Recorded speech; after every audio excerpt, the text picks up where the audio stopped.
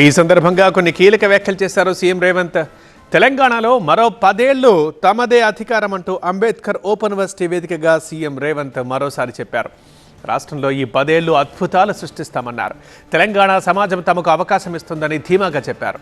విద్యా వ్యవస్థలో మార్పుల కోసం 10 ఏళ్ల ప్రణాళికలు రూపొందించాలని విద్యావేత్తలకు పిలుపునిచ్చిన సందర్భంలో ముఖ్యమంత్రి ఈ వ్యాఖ్యలు చేశారు.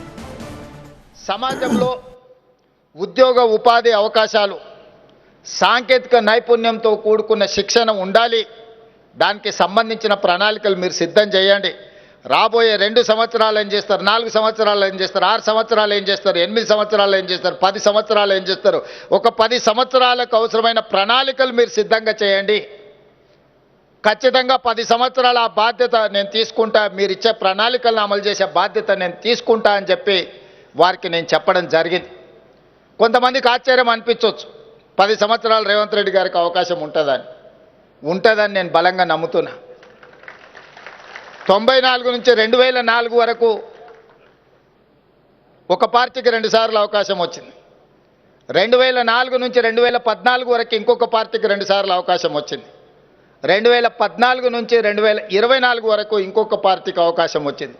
2024 నుంచి 2034 వరకు తెలంగాణ సమాజం తప్పకుండా అవకాశం ఇస్తుంది. ఈ 10 సంవత్సరాలు తెలంగాణ సమాజంలో అద్భుతాలు సృష్టించే అవకాశం, వయసు, ఓపిక నాకు మిత్రుడు గంట చక్రపాణి గారికి ఉన్నది. ఈ తెలంగాణ సమాజానికి ఏం కావాలనో అది అందించే బాధ్యత మాది.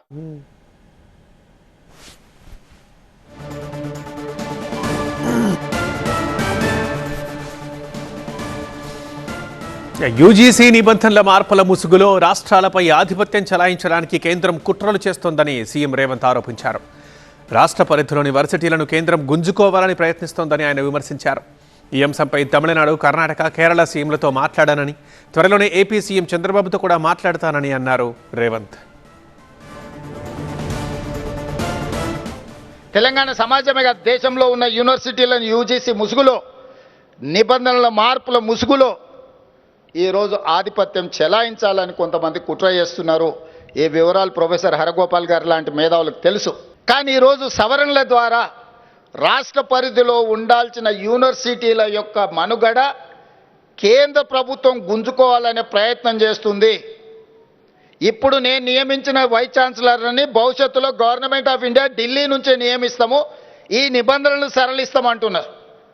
ఢిల్లీలో ఉన్నవాడికి తెలంగాణ ప్రజల యొక్క ఆలోచన, తెలంగాణ ప్రజల యొక్క జీవన విధానం ఏ రకంగా తెలుస్తుంది? ఈరోజు మన విద్యాలయాల మీద, విశ్వవిద్యాలయాల మీద పెత్తనము, ఆధిపత్యం వెనక ఒక పెద్ద సాంస్కృతిక దాడి ఉన్నది, ఒక కుట్ర ఉన్నది.